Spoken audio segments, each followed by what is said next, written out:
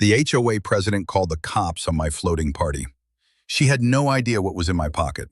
25 friends pontoon boat, perfect Saturday on the lake. Then this power-tripping woman who finds kids for bike shows up, screaming about violations and dials 911. The cops arrived, ready to shut us down. But when I pulled out one piece of paper from my jacket, her smug face turned ghost white. He actually stumbled backward, mumbling, "That's impossible. How did you get that?" The most powerful woman in Crest Haven suddenly looked terrified of a piece of paper. What could possibly scare an HOA tyrant? Comment where you're watching from. This revenge is insane. The afternoon sun sparkled on Lake Silverpine as I hauled the last cooler onto my pontoon boat, ice clinking against beer bottles like a promise of good times ahead. 25 of my closest friends were already scattered across the deck, their laughter mixing with classic rock drifting from my speakers. This was what Saturdays were made for. Cold drinks, warm friends, and the freedom to enjoy the lake that made Crest Haven worth its ridiculous property prices. My buddy Jake was telling everyone about weird barrels he'd spotted near the eastern shore last week.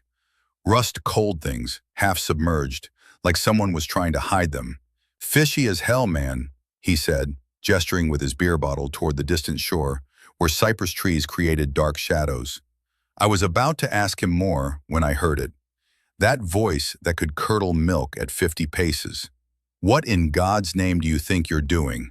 Pamela Warwick stood on the shore, her hair sprayed into a helmet so stiff it could deflect bullets, her face twisted like she'd bitten into a lemon soaked in vinegar. She was screaming like I'd loosed piranhas in the lake, her designer heels sinking into the sandy bank as she waved her arms frantically.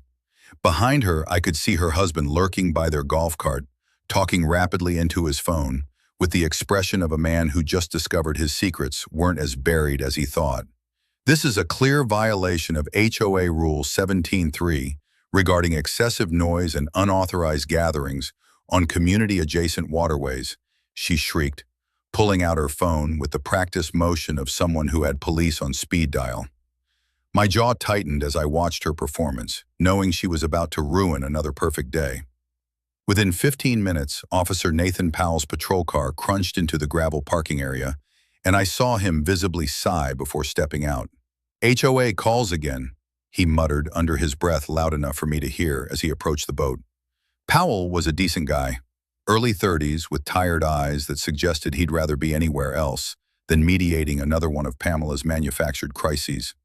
He glanced at our peaceful gathering. No drugs, no fights, just adults enjoying their weekend. And I could see the conflict in his face. "Look, Ryan," he said, pulling out his ticket book with obvious reluctance. "I've got to shut this down and write you up for disturbing the peace. $200. From her position on the shore, Pamela watched with the satisfaction of a cat who'd cornered a mouse. Her lips pursed in that fake smile she'd perfected. I felt the cold aluminum of my beer can crumple slightly under my grip as I fought to keep my voice level. "Disturbing? Whose peace exactly? We're in the middle of the lake, not even near any houses." Pal glanced back at Pamela, who is now gesturing wildly and mouthing something about proper procedures. "Her husband's got connections," Pal said quietly, scribbling on the ticket. "My boss plays golf with him every Sunday, and trust me, it's easier to just write the ticket than deal with the fallout." I could feel Derek tense beside me.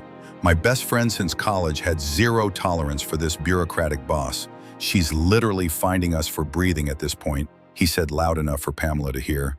Her smirk widened as she strutted back to her golf cart, but not before hissing at her husband. "The lake deal still safe, right?" As my friends reluctantly gathered their belongings, I noticed Susan Harper watching from her porch 2 houses down. She'd been fined $500 last month for a tree branch that hung 6 inches over the property line. Pamela's way of establishing dominance, Susan caught my eye and gave me a subtle nod, the kind that said she understood exactly what kind of tyrant we were dealing with. She even fined a fisherman last year, Susan had told me once, claimed he was trespassing on HOA property, even though the lakes is public. Watch yourself, Ryan. But watching myself had never been my strong suit, especially when it came to bullies who thought a title gave them the right to control everyone else's life. Later that evening, I discovered something interesting while researching Crest Haven's bylaws. Lake Silverpine wasn't under HOA jurisdiction at all. The lake was managed by a federal authority, part of a larger watershed system that predated Crest Haven by decades. I back up everything, I muttered, a habit from my college coding class that had saved me countless times. Every document, every email, every scrap of information got filed away in my digital fortress. If Pamela thought she could bully me with fake rules, she had another think coming. By Monday morning, she had already posted bright yellow flyers everywhere. No one insisted parties. Lake activities must be approved by HOA board. Derek texted me photos with creative expletives about where Pamela could stick her fake rules. But it was Pal's parting words that stuck with me. "Not done with you yet, kid," Pamela had hissed as he handed me the ticket.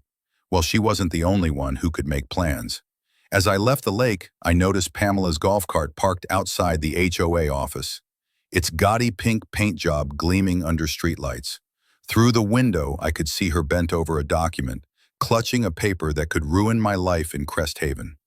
The emergency HOA meeting Tuesday night was packed tighter than a can of sardines when I arrived. Pamela stood at the podium like a prosecutor, ready to deliver a death sentence, her PowerPoint glowing behind her with "protecting our community standards in aggressive red font neighbors." She began, voice dripping with fake concern. "We need to address the growing problem of troublemakers who think they can turn our peaceful community into their personal playground." Her eyes locked onto mine across the room, and I knew exactly who this performance was for. She clicked to the next slide, showing a grainy photo of my pontoon boat from Saturday, strategically cropped to make our small gathering look like a raging party.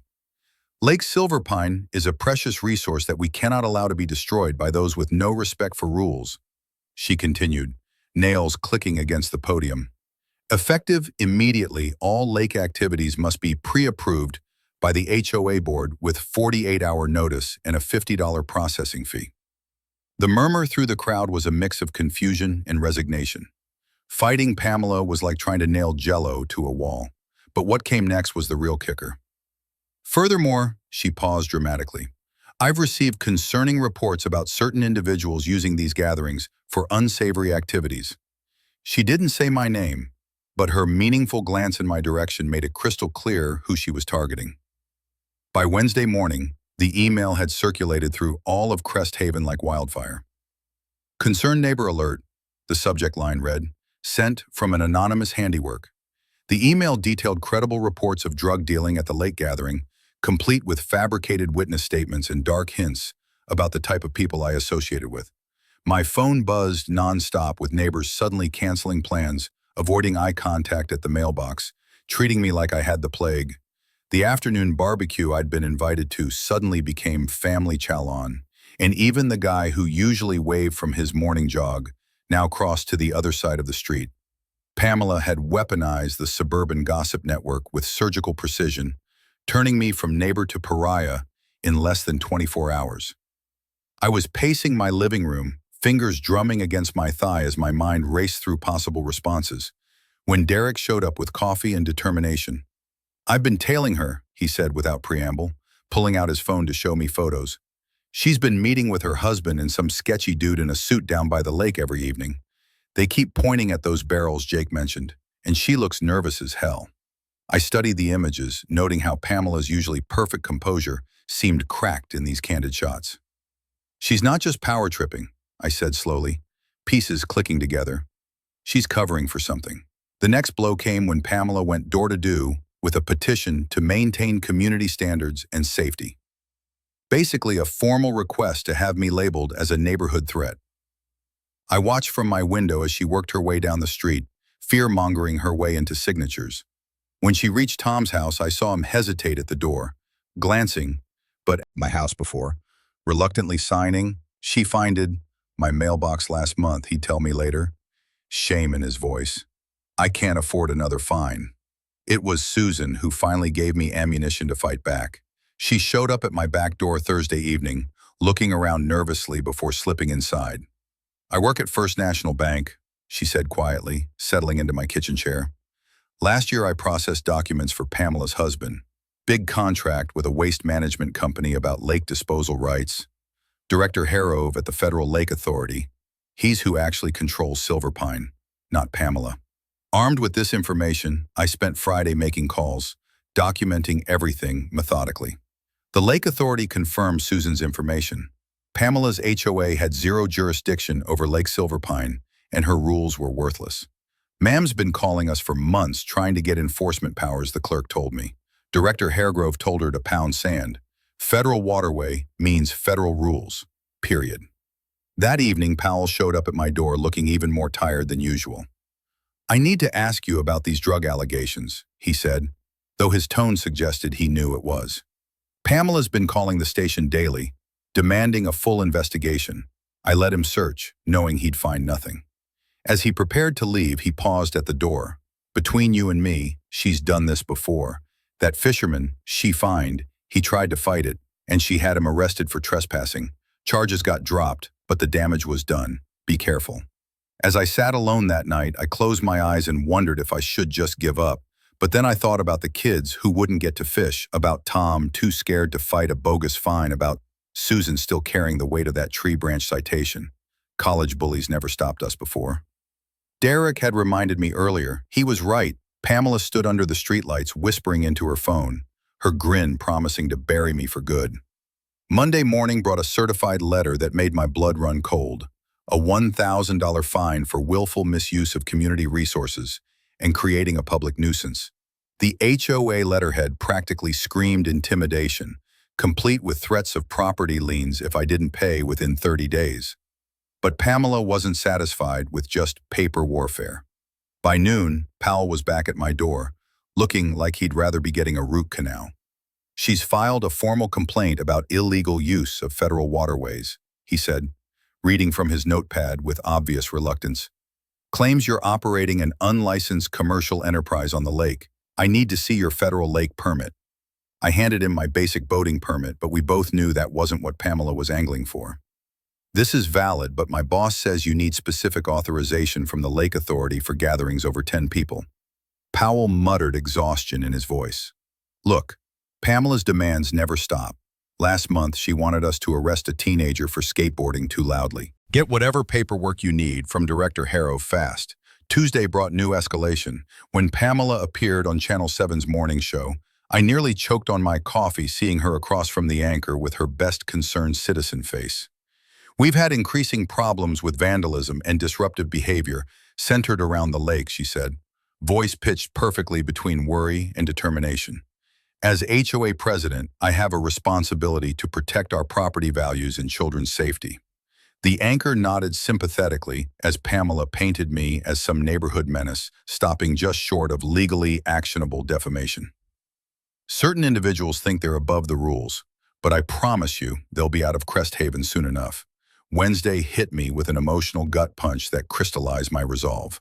Walking by the lake, I saw kids standing by the dock, staring at a new sign. "Lake closed, HOA authorization required for all activity." One little girl, maybe 8 years old, held a fishing pole, tears streaming down her face. "But Mommy said we could fish today," she whimpered. Her mother read the sign with confusion, but led her disappointed daughter away, unwilling to risk Pamela's wrath. That's when I knew this wasn't just about me anymore. Pamela was holding the entire lake hostage to protect whatever scheme she and her husband were running. I spent Wednesday night crafting the perfect email to Director Haregrove, laying out everything with timestamps and evidence. My request was simple: a formal permit for community gatherings on Lake Silverpine, signed by Haregrove himself, that would trump any HOA nonsense. As I hit send, I enabled read receipts and backed up the email to 3 different cloud services, locked my laptop with a security app. I told Derek, "Pamela won't catch me slipping." Thursday afternoon, Pamela escalated with a hand-delivered letter threatening legal action for defamation and interference with HOA operations. But there was desperation in her speed, like a poker player going all in with a weak hand. "She's scared," Susan said when I showed her the letter. "That lake deal must be worth serious money." Derek had been doing reconnaissance, following Pamela's husband to meetings. They met with 3 different trucks near those barrels yesterday. All had out-of-state plates, all industrially looking. Whatever they're dumping it, ain't fish food. Friday morning brought vindication, Director Haregrove's response. Not only did he confirm the HOA had zero authority over Lake Silverpine, but he was deeply concerned about someone claiming federal jurisdiction they didn't possess. Better yet, he'd approve my permit request and would send signed authorization, specifically allowing community gatherings. No jumped-up HOA president is going to privatize federal waters on my watch, his email read. But Pamela wasn't going down without a fight. That evening, she hammered a new sign by the lake. Public property, standoffers, crimes, violent. The sheer audacity made me laugh. She was literally trying to claim federal property like some suburban conquistador. Derek texted, Pamela Jr. says, no joy allowed, but beneath the humor, we knew she was getting dangerous. I spent Friday night preparing for Monday's HOA meeting showdown. Director Hargrove's official permit would arrive Monday morning by courier, and I planned to walk into that meeting like a gunslinger with a federal badge. Every document organized, every email printed, every piece of evidence backed up in triplicate. The weekend passed in tense. Quiet Saturday evening, I saw Pamela huddled with her husband on their porch, both gesturing at financial documents. If that permit shows up, I heard her say as I walked past, we need Bill's tech guy ready. Sunday evening, Susan sent a text that made everything click. A photo of a bank document showing $1 million contract between Pamela's husband and Integrated Waste Solutions for discrete disposal services at Lake Silverpine's coordinates. This is what she's protecting, Susan wrote. If the feds find out, they're both going to prison. Susan's text lit up my phone, exposing Pamela's lake scam, but Pamela's nervous laugh from her porch told me she'd strike back hard. The Monday HOA meeting started like a funeral until Susan Harper stood up, her voice trembling but determined.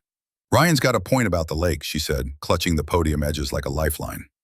The entire room turned stare, including Pamela, whose perfectly painted smile froze like a mask about to crack. Susan's eyes glistened as she continued. 2 years ago, Pamela fined me $500 because a tree branch hung 6 inches over the property line. 6 inches. I paid it because I was scared, but I'm done being scared.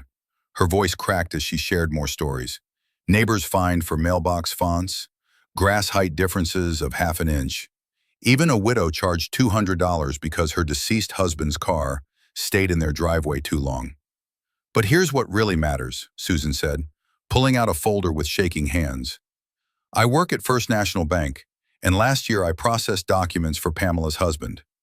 There's $1 million contract with a waste management company for disposal rights at Lake Silverpine. If word gets out about illegal dumping in federal waters, Pamela's done, not just as HOA president, but legally. Done. The room erupted in whispers as neighbors connected dots between mysterious barrels, sudden lake closures, and Pamela's desperate control tactics. Pamela's face had gone from red to white, her hands gripping her microphone so hard, her knuckles looked like they might burst through the skin.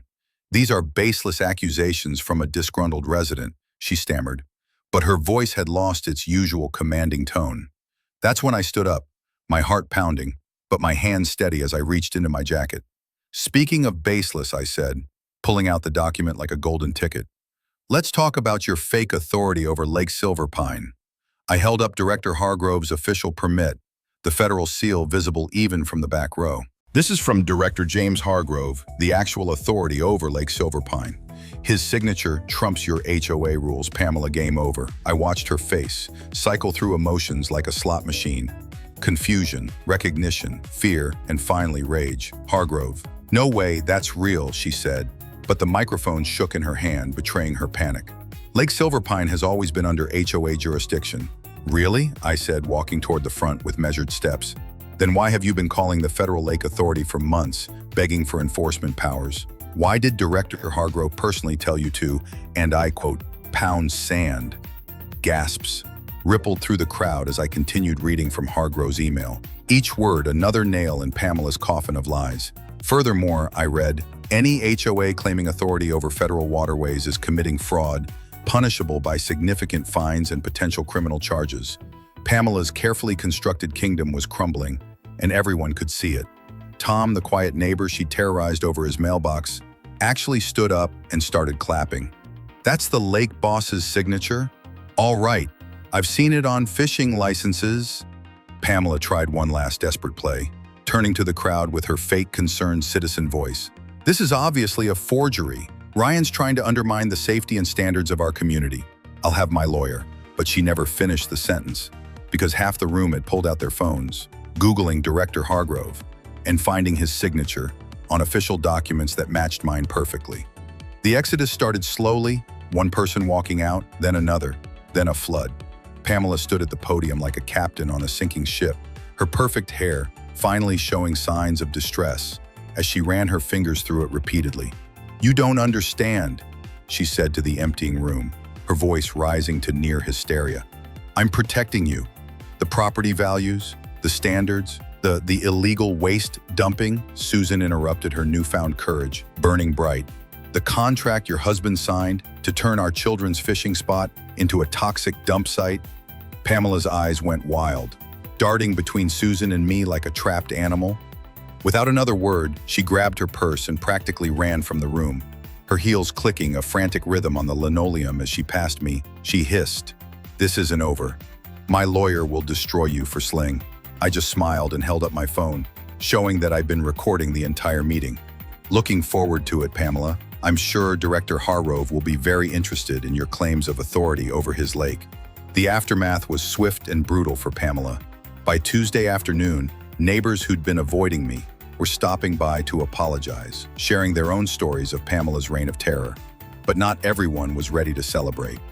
The canceled barbecue invitations didn't suddenly reappear, and several neighbors still crossed the street when they saw me coming. Pamela's poison had seeped deep into Cresthaven's second social fabric, and one meeting wouldn't cure it overnight. "Give them time," Susan said when she stopped by. Tuesday evening, Pamela had them convinced you were a drug dealer. That kind of fear doesn't just disappear. She paused, then added with a grim smile, "But I've got more bank documents, dates, amounts, even email exchanges about keeping the lake thing quiet. We're building a case that'll bury her." Wednesday brought the inevitable, a letter from Pamela's lawyer threatening defamation charges unless I issued a public apology and retraction. I laughed as I read it to Derek over beers in my backyard. "She wants me to apologize for telling the truth. That's rich." Derek wasn't laughing, though. He'd been watching Pamela's house, noting the constant stream of visitors. "She's planning something," he said, staring at her house where lights burned late into the night. "Yesterday she met with some techo-looking guy for 3 hours, lots of computer equipment going in and out." I filed that information away, remembering her husband's comment about needing Bill's tech guy. Whatever they were planning, it involved technology. And that worried me more than any lawyer's letter. By Thursday, I had assembled a war council of sorts. Susan, with her bank documents, Derek with his surveillance notes, and 3 other neighbors who'd been victims of Pamela's arbitrary fines. We met at my house, spreading evidence across my dining room table like generals planning a campaign. "She's got maybe 2 weeks before this contract renewal is due," Susan explained, pointing to dates on the documents. "If the federal authorities find out before then, the whole deal falls apart, and her husband's company loses millions." That's when it clicked. Pamela wasn't just protecting her power as HOA president. She was protecting a criminal enterprise that would crumble the moment federal investigators started sniffing around Lake Silverpine. And I'd just waved a federal permit in her face, practically inviting that scrutiny. As the meeting wrapped up, I walked everyone to the door, feeling cautiously optimistic for the first time in weeks. But as I closed the door, I saw something that chilled my blood. Pamela's silhouette in her home office window, bent over what looked like a printer. She was pulling out sheet after sheet, and even from this distance I could see her lips moving in what looked like frantic muttering. When she finally looked up, our eyes met across the street.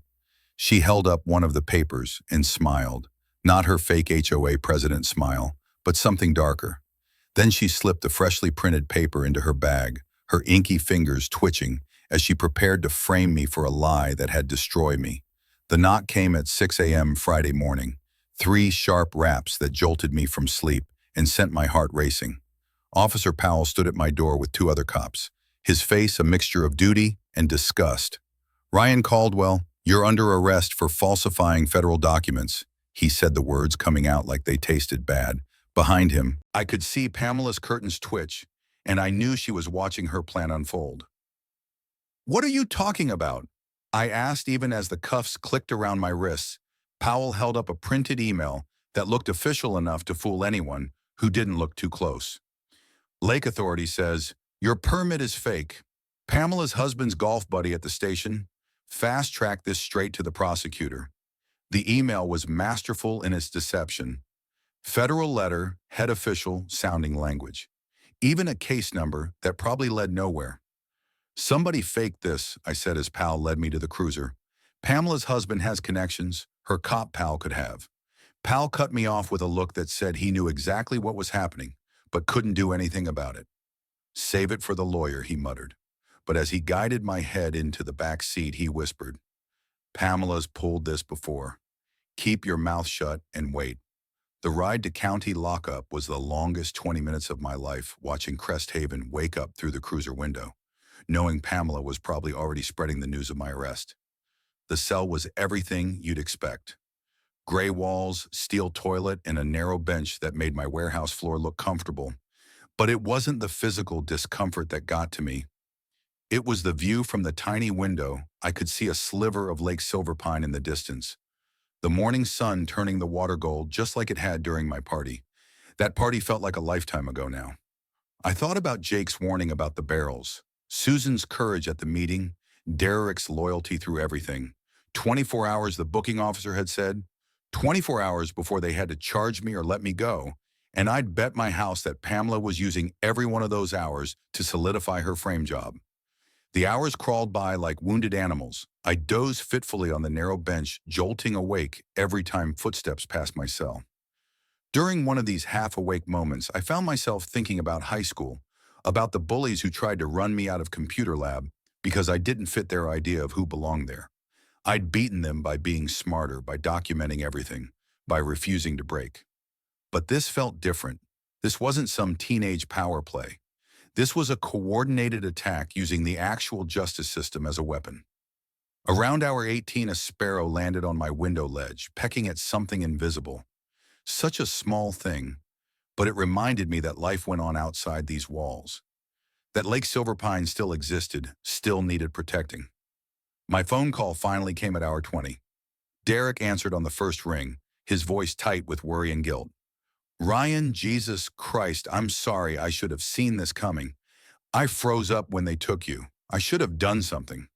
I told him to calm down, that this wasn't his fault, but he wasn't listening. I've been calling everyone." He continued, "The permit's real, 100% legit. Director Hargrove's office confirmed it 3 times. They're pissed about the fake email starting an investigation into who impersonated them. That was good news, but it didn't get me out of this cell any faster. Pamela's throwing a party tonight." Derek added, his voice dripping with disgust. "A community safety celebration, she's calling it. Celebrating getting the dangerous criminal off the streets." The final hours were the worst. I found myself staring at that sliver of lake view, remembering every moment that led to this. The party that started it all. Powell's tired eyes as he wrote that first ticket. Susan's tears as she talked about her tree fine. The way Pamela's hands shook when I mentioned Director Hargrove. Somewhere out there, kids were being told they couldn't fish in their own lake. Somewhere, Tom was probably still afraid to challenge his mailbox fine. Somewhere, Pamela was raising a glass of champagne, thinking she'd won. The sparrow returned to my window ledge as the sun set, and I made a promise to that little bird and myself. This wasn't over, not by a long shot. Powell himself came to release me at hour 24, exact looking like he'd aged a year and a day. "Charges dropped," he said, simply unlocking the cell. Federal Lake Authority raised hell about that email. Whoever faked it did a good job, but not good enough to fool the actual feds. As we walked through processing, he added quietly, "My boss is catching heat from above now. Seems Director Hargrove doesn't appreciate his agency being impersonated." I wanted to say more to thank him for the warning he'd tried to give, but he was already walking away, shoulders slumped like a man who'd compromised too much for too long. Derek was waiting outside with Susan and 3 other neighbors, their faces mixing relief with rage. Pamela's party was disgusting. Susan spat as we drove away. She gave a speech about maintaining standards and protecting the community from dangerous elements. Half the neighborhood was there, drinking her poison Kool-Aid. But Derek had something more interesting. Screenshots from Pamela's computer guy's website showing services that included document creation and email authentication. This is the same guy who was at her house. He said, I got his license plate, his business name, everything. We had a trail now, breadcrumbs leading back to Pamela's desperation.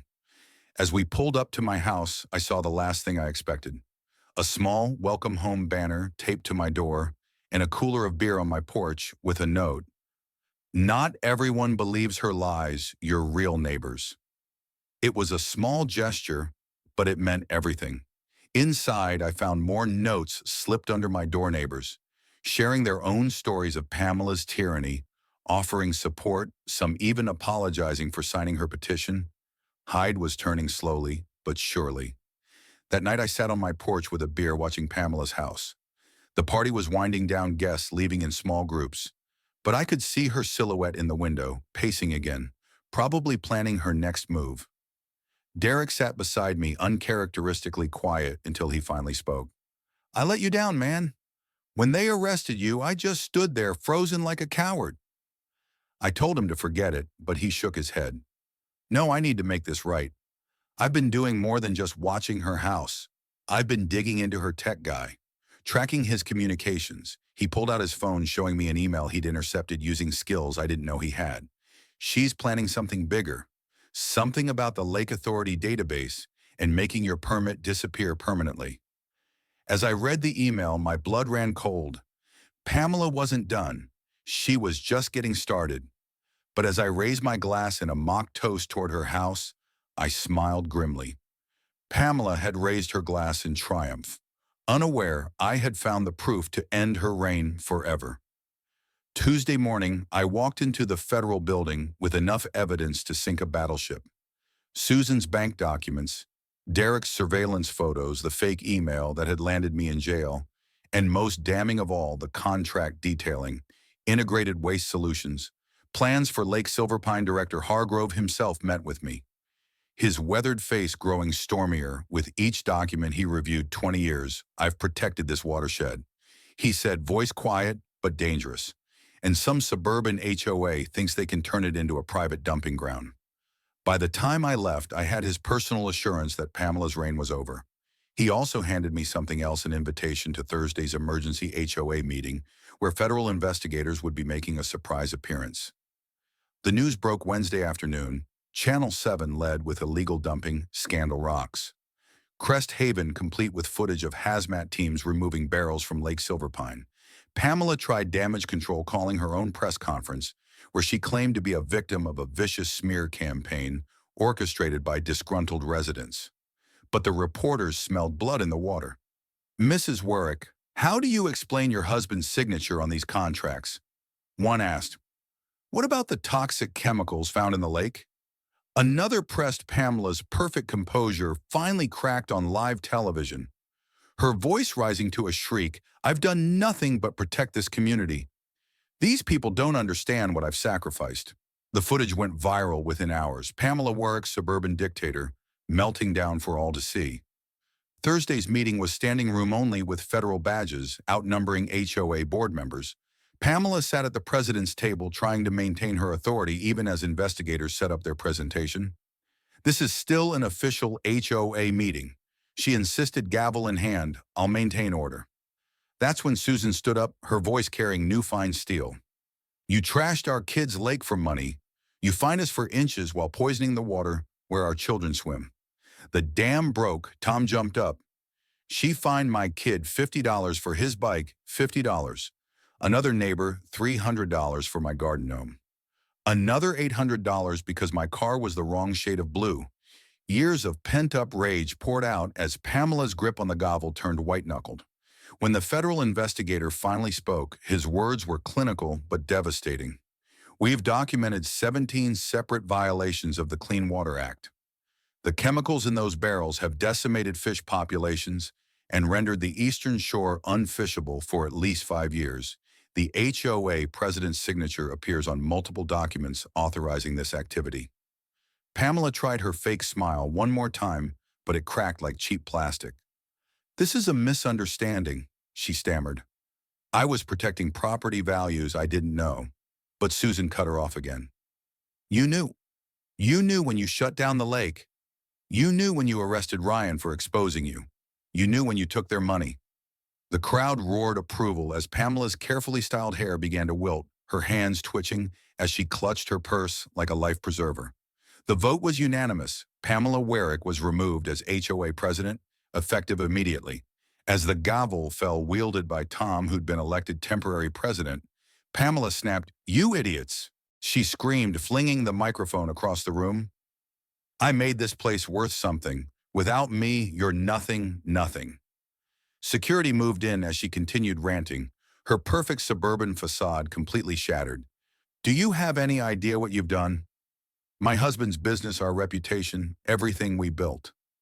As they escorted her out, she locked eyes with me one last time. "This is your fault," she hissed. "You destroyed everything." I just smiled and said, "No, Pamela, you did that all by yourself when you decided our lake was worth less than your bank account." By Saturday, Lake Silverpine was ours again. The yellow lake closed signs had been torn down and replaced with welcome back banners I'd organized the mother of all parties. 3 pontoon boats lashed together, speakers pumping out classic rock, and what felt like half of Crest Haven dancing on the water. Even Tom was there laughing as his kids finally got to use their fishing poles. "First time in 2 years, they've smiled at this lake," he told me. Raising his beer in salute, Susan had brought a cake shaped like a federal permit, complete with Harrow's signature and frosting. To Ryan, she toasted, who reminded us that bullies only win when we let them. The cheer that went up could probably be heard at Pamela's house, where moving trucks had been spotted that morning. But the best part was the diversity of the crowd. Neighbors who'd shunned me were sharing coolers. People who'd signed Pamela's petition were apologizing and laughing about her ridiculous fines. The fisherman she'd had arrested 2 years ago showed up with a bucket of fresh catch grilling for everyone while telling stories about pre-Amela days. "This lake," he said, flipping a base on the grill, "was meant for everyone. That's what federal protection means. No HOA tyrant can steal it from us." Director Hargrove even made an appearance, shaking hands and assuring everyone that Lake Silverpine would be restored 5 years. He said, "That's how long the cleanup will take, but it'll be worth it." As the sun set, painting the water in shades of gold and crimson, I felt something I hadn't experienced in weeks. Peace Derek found me as the party wound down, his usual joking manner. "Subdued, I need to show you something," he said, pulling out his phone. "Remember Pamela's tech guy? I kept monitoring his communications. Old habit from when I helped campus security with that hacking case senior year." He showed me an email thread that made my blood run cold. "She's not done, Ryan. She hired him to hack into the federal database. Delete your permit records, erase all evidence of the dumping. She's trying to make it look like you fabricated everything." I stared at the screen, reading Pamela's desperate messages about fixing this mess and removing all traces. The last message was from tonight. "Meet me at the Lake Access Road, 10 p.m. Bring your laptop." The party atmosphere suddenly felt fragile, like a soap bubble ready to burst. Here I was celebrating while Pamela planned one last desperate play. But as I looked around at my neighbors, Susan laughing with her kids, Tom helping clean up trash without being asked, the fisherman planning next week's community fish fry, I realized something. Pamela might have one more move, but she'd already lost the war. The community she'd terrorized had found its voice, and no amount of hacking could silence it. Still, as I watched the clock tick toward 10 p.m., I knew I couldn't let her destroy federal evidence. Derek and I exchanged looks, and he nodded. "I've got your back this time," he said. "Let's go catch a hacker." Pamela met a shadowy figure by the lake, her laptop glowing, swearing to hack the feds and erase my fight. The trap was elegant in its simplicity. Sometimes the old coding tricks work best. While Pamela met her tech guy by the Lake Access Road, I sat in my home office with Derek, watching my security app light up like a Christmas tree. "She actually thinks she can hack into a federal database from a parking lot," Derek whispered, shaking his head in disbelief. But I knew desperation made people stupid, and Pamela was drowning in desperation. I'd created a honeypot file on my cloud server, labeled Silverpine Permit, original, loaded with tracking code that would ping me the second anyone accessed it. The federal database was harder to crack than Fort Knox. But my personal files, those were just tempting enough to look legitimate, while being accessible enough for a suburban hacker wannabe. At 10:15 p.m., my phone buzzed. Someone had taken the bait. The security app I'd installed after my coding class days immediately captured their IP address, MAC address, even screenshots of what they were accessing. Got him, I muttered, watching as Bill's tech guy downloaded my fake permit file. The idiot was using his real IP address, not even bothering with a VPN. But the best part was the malware I'd embedded in the file. Nothing malicious, just a simple program that would record every keystroke and screen capture for the next hour. Within minutes, I was watching him try to doctor the permit, changing dates and signatures to make it look like I'd forged the whole thing. He's literally creating evidence of his own crime, Derek said, recording everything on his phone as backup. What happened next was pure poetry. The hacker, clearly not the sharpest tool in the shed, tried to access the actual federal database using credentials Pamela had somehow obtained, probably from her husband's golf buddy. But Director Hargrove's IT team had been expecting this after my warning. The moment he tried to log in, alerts went off at the federal building. Within minutes, his connection was severed, his location triangulated, and local law enforcement notified.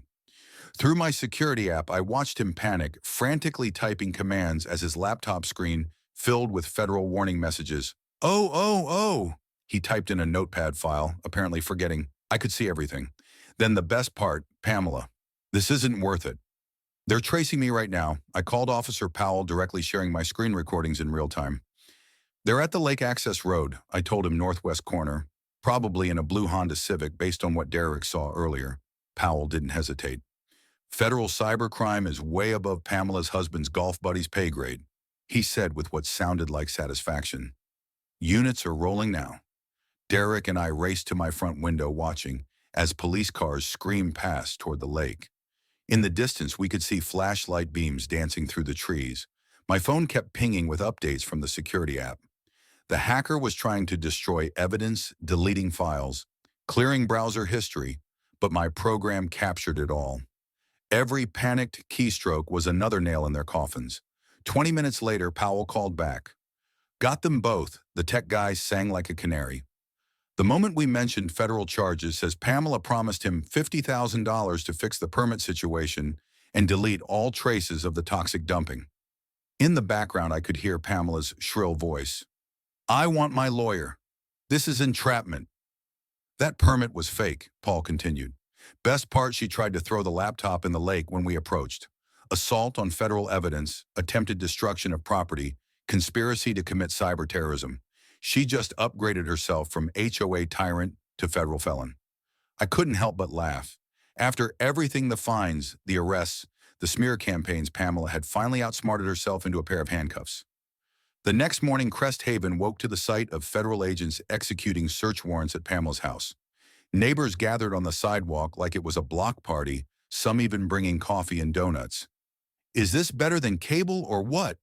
Tom asked, offering me a chocolate glazed. We watched as agents carried out boxes of documents, computers, and files that probably contained evidence of who knows how many other schemes. Pamela herself was let out in handcuffs at noon. Her perfect hair, now a mess, her designer outfit replaced with courthouse casual. As the agents walked her to their car, she caught sight of the crowd and lost it completely. You'll regret this, she screamed. When your property values tank, when the neighborhood goes to hell, you'll beg me to come back. I think we'll manage, Susan called out, causing a ripple of laughter through the crowd. But the best response came from the fisherman Pamela had arrested 2 years ago. He held up a fresh-caught bass and said, Only thing tanking around here is your reputation, lady. The crowd erupted in cheers as Pamela was driven away. Her reign of terror officially ended, but the celebrations were just beginning. That afternoon, Director Hargrove himself showed up with a team of environmental specialists. The cleanup starts Monday, he announced to the gathered crowd. But more importantly, we're establishing new protections for Lake Silverpine. No individual or organization will ever be able to claim authority over these waters again. The next few weeks were a whirlwind of justice. Pamela's husband was arrested on federal conspiracy charges. Their assets were frozen pending investigation into how much they'd profited from the illegal dumping. The tech guy, whose name turned out to be Bill Hoffman, because of course it was just. Bill got a plea deal in exchange for testifying about every dirty trick Pamela had ever pulled. Turns out the fake email about my permit wasn't his first rodeo. He'd helped her forge documents to get 3 other troublemakers removed from Crest Haven over the years. She paid me to create fake violations, fake complaints, even fake petitions. He testified, said it was for the greater good of the community. The community response was swift and decisive. Susan was elected as the new HOA president with a platform of never again. Her first act was to void every single fine Pamela had issued in the last 5 years. Over $200,000 returned to residents for everything from mailbox fonts to grass height violations. Tom got his $50 back for his kid's bike fine and immediately donated it to a lake cleanup fund. The fishermen started a weekend fishing program for local kids, teaching them about conservation and respect for nature. This lake belongs to everyone, he'd tell them, and it's our job to protect it from people who think money matters more than mercury levels. As for me, I became something of a local legend, though I tried to avoid the spotlight. Director Hargrove offered me a position on the Lake Silver Pine Advisory Board, which I accepted with the condition that meetings would sometimes be held on pontoon boats. Keep the spirit of the lake alive, I told him. That's what this was always about. The advisory board's first recommendation was to install security cameras around the lake to prevent future illegal dumping. The second was to host monthly community gatherings, no permits required, to ensure the lake remained a place of joy, not jurisdiction.